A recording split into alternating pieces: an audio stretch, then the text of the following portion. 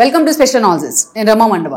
ఈ రోజు అనాలిసిస్లో భాగంగా మనం తీసుకోబోతున్న టాపిక్ ఏంటంటే, ఒక టైటిల్ పెట్టున్నాం మనం, కూతురు కోసం కోలగట్ల.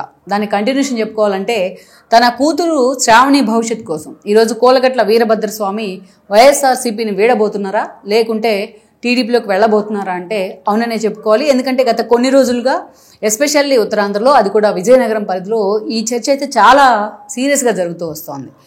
ఇక్కడ మనం చూసుకున్నట్లయితే వైఎస్ఆర్సీపీ నుంచి కోలగట్ల విషయంలో జగన్మోహన్ రెడ్డి ముందు నుంచి సాఫ్ట్ కార్నర్తో ఉన్నారు.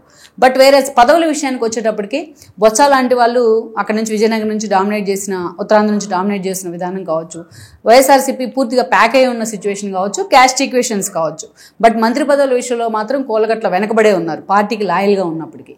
అలాంటి కోలగట్ల ఈరోజు పార్టీ ఓడిపోయిన పరిస్థితిలో పూర్తిగా వైఎస్ఆర్సీపీని వదిలిపెట్టి వెళ్ళబోతున్నారని కూడా చెప్తున్నారు. కానీ గత కొన్ని రోజులుగా ఆయన ఇన్యాక్టివ్గా కూడా ఉన్నారు. పార్టీ ఓడిపోయిన దగ్గర నుంచి అంత సీరియస్గా కాన్స్టిట్యున్సీ మీద ఫోకస్ పెడుతున్న పరిస్థితి అక్కడ లేదు. అలాంటి సిచ్యువేషన్లో పూర్తి స్థాయిలో ఆయన రాజకీయాల నుంచి తప్పుకునే ప్రయత్నం చేస్తున్నారు. తన కూతురైన శ్రావణిని ఈరోజు ప్రమోట్ చేయబోతున్నారు. కేవలం తన కూతురు భవిష్యత్ కోసమే ఆయన టీడీపీ వైపు చూస్తున్నారు అనేది అక్కడ స్థానికంగా జరుగుతున్న చర్చ. ఈరోజు మనం చూసినట్లయితే కోలగట్ల వీరభద్రస్వామి విజయనగరం నుంచి పలుసార్లు ఆయన అసెంబ్లీని రిప్రజెంట్ చేశారు. అశోక్ గజపతిరాజు లాంటి ఒక నేతనే ఓడించిన ఒక నిస్వార్థపరుడుగా, ఒక వివాదాలు ఎరుగని నేతగా పేరుంది అశోక్ గజపతిరాజు. కేంద్ర మంత్రిగా కూడా పనిచేశారు. గజపతిరాజుల కుటుంబం ఆయన. అలాంటి అశోక్ గజపతిరాజుని ఓడించిన చరిత్ర కోలగట్లకు ఉంది. సో అలాంటి కోలగట్ల వైఎస్ రాజశేఖర రెడ్డి చనిపోయిన పరిణామాల తర్వాత వైఎస్ఆర్సీపీలోకి ఎంట్రీ ఇవ్వడం జరిగింది. 2014లో ఆయన ఓడిపోయారు కూడా, ఎమ్మెల్యేగా పోటీ చేసి విజయనగరం నుంచి. ఈ క్రమంలోనే కోలగట్ల వీరభద్రస్వామికి ఎమ్మెల్సీ పదవి కూడా ఇచ్చారు జగన్మోహన్ రెడ్డి. ఎందుకంటే పార్టీకి ఆర్థికంగా అన్ని రకాలుగా అండదండలు అందించే వ్యక్తి ఎవరు ఉన్నారు అంటే విజయనగరం నుంచి కోలగట్ల వీరభద్రస్వామి ముందుండేవాళ్ళు అందరికంటే. ఆ స్థాయిలో పార్టీ అన్న జగన్మోహన్ రెడ్డి అన్న ఒక లాయల్టీ చూపించేవాళ్ళు. సో అలాంటి కోలగట్ల కోసం జగన్మోహన్ రెడ్డి ఎమ్మెల్సీని కూడా ఇవ్వడం జరిగింది. దెన్ 2019 ఎన్నికలు వచ్చాయి. 2019 ఎన్నికల్లో కోలగట్ల వీరభద్రస్వామి ఆ రోజున ఎమ్మెల్యేగా పోటీ చేశారు విజయనగరం నుంచి. దెన్ ఆ రోజున మనం చూసినట్లయితే ఇక అటువైపు చూస్తే టీడీపీ నుంచి అశోక్ గజపతిరాజు తన కూతుర్ని ఎస్టాబ్లిష్ చేసే ప్రయత్నం చేశారు. దెన్ ఆ రోజు మనం చూస్తే అదితి గజపతిరాజు ఆయన చేతిలో ఓడిపోయారు కూడా. ఓవరాల్గా మనం చూసినట్లయితే అప్పుడున్న పరిస్థితుల్లో కోలగట్ల వీరభద్రస్వామి మంత్రి రేసులో కూడా ఉన్నారు. అసలు మనం 2019 కన్నా పరిణామాలు మనం చూస్తే ఒక దశలో బొత్స సత్యనారాయణకి టీడీపీ నుంచి ఆఫర్ ఉందని, జనసేన నుంచి ఆఫర్ ఉందని చాలా ప్రచారం జరిగింది. ఆల్మోస్ట్ ఆయన బొత్స సత్యనారాయణ పవన్ కళ్యాణ్తో కలిసి జనసేనలోకి వెళ్ళబోతున్నారని కూడా చర్చ జరిగింది. ఇక ఆయన్ని నిజంగానే బొత్స లాంటి వాళ్ళు పక్కకి వెళ్తే తనకు పార్టీలో ప్రయారిటీ ఉంటుంది, మంత్రి పదవి విషయంలో బొత్స తనకు అడ్డుపడే అవకాశం లేదని కూడా కోలగట్ల ఆలోచించారు, ఆయన అనుచరులు కూడా ఆలోచించారు. ఇక 2019 ఎన్నికలకు ముందైతే బొత్సకు ఎంపీ పదవి ఇవ్వాలని కోలగట్ల అనుచరులే డిమాండ్ చేశారు. ఎందుకంటే ఎంపీ పదవి ఇస్తే రాష్ట్రం మీద ఫోకస్ తక్కువగా ఉంటుంది, ఆల్మోస్ట్ మంత్రి పదవి క్యాస్ట్ ఈక్వేషన్లో భాగంగా తనకే దక్కే అవకాశం ఉంటుంది. అందుకే బొత్స ఎలాగైనా ఎంపీగా పోటీ చేయాలనే ప్రపోజల్ను కూడా ఆ రోజు కోలగట్ల ఆయన టీం కూడా తెర మీదకి తీసుకొచ్చింది. కానీ జగన్మోహన్ రెడ్డి 2019లో బొత్సని చిపురుపల్లికి పరిమితం చేశారు, ఎంపీ టికెట్ ఇవ్వలేదు. దెన్ కోలగట్ల విజయనగరం నుంచి ఎమ్మెల్యేగా గెలిచారు. సో ఇలాంటి పరిస్థితుల్లో జగన్మోహన్ రెడ్డికి అప్పుడు నిజంగానే అది ఒక పరీక్షే. ఎందుకంటే కోలగట్ల అటు పార్టీలో సీనియర్, బొత్స ఆయనకన్నా ఎక్కువ సీనియర్ రాజకీయంగా. సో బొత్స ఫ్యామిలీ మీద ఉన్న ఆబ్లిగేషన్ కావచ్చు, బొత్సతో ఉన్న ఒక ర్యాపో కావచ్చు, జగన్మోహన్ రెడ్డి ఆ రోజు బొత్స వైపే మొగ్గు చూపారు.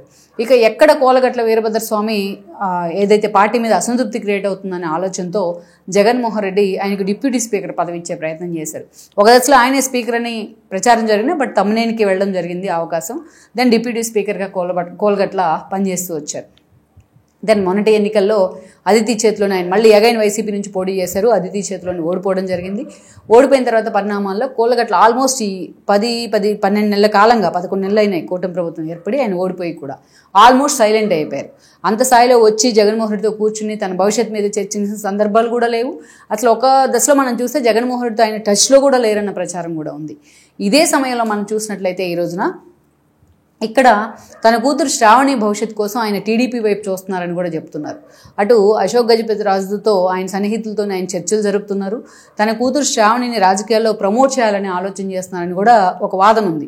ఎన్నికలకు ముందే తన కూతురు కోసం ఆయన టికెట్ అడిగితే జగన్మోహన్ రెడ్డి కోలగట్లనే బరిలోకి దించే ప్రయత్నం చేశారన్న వాదన కూడా అప్పట్లో వినిపించింది. బట్ ఈరోజు తనకు అవకాశం ఉంది కాబట్టి పూర్తి స్థాయిలో టీడీపీ వైపు కోలగట్ల చూస్తున్నారని కూడా చెప్తున్నారు. మరి కోలగట్ల తన కూతురు కోసం వెళ్తే ఆల్రెడీ అక్కడ రాజుల ఫ్యామిలీ ఎస్టాబ్లిష్ అయ్యి ఉంది, అశోక్ గజపతి రాజు ఫ్యామిలీ. అదితి కూడా ఎస్టాబ్లిష్ అయి ఉన్నారు వారసురాలు. సో ఈ క్రమంలో మరి ఆమెను ఎక్కడ అకామిడేట్ చేయబోతారు, ఆమెకు ఏమైనా అవకాశం ఉంటుందా పార్టీ అనేది అయితే అది లాంగ్ రన్ అవుతుంది, ఇప్పుడే చర్చించలేం.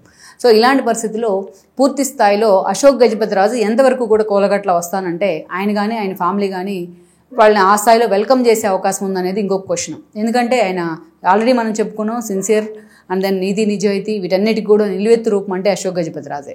అలాంటి వ్యక్తిని కోలగట్ల లాంటి ఫ్యామిలీలు రాజకీయంగా ఇబ్బంది పెట్టిన సందర్భాలు కూడా ఉన్నాయి. సో ఇలాంటి సిచ్యువేషన్లో ఈ రోజున ఆ కోలగట్ల వస్తాను అంటే తన కూతురి భవిష్యత్తు కోసం ఎంతవరకు కూడా అశోక్ గజపతి రాజు అంగీకరించే అవకాశం ఉందనేది ఇంకొక ప్రశ్న. కానీ పార్టీ అధిష్టానమైనా సరే ఈరోజు అశోక్ గజపతి రాజుని కన్సర్న్లోకి తీసుకోకుండా కోలగట్ల లాంటి వాళ్ళని పార్టీలోకి తీసుకొచ్చే పరిస్థితి వన్ సైడ్ ఉండదు, ఆ స్థాయిలో ఆయనకు ప్రయారిటీ ఉంటుంది. అలాంటి సిచ్యువేషన్లో మరి కోలగట్ల తన కూతురు భవిష్యత్తు కోసం టీడీపీలోకి రావాలనుకుంటే ఎంతవరకు ఆయనకి టీడీపీ రెడ్ కార్పెట్ వేసే ప్రయత్నం చేస్తుందన్నది మనం చూడాల్సి ఉంది. ఈ వీడియో మీకు నచ్చినట్లయితే please share, like and subscribe R24 Telugu.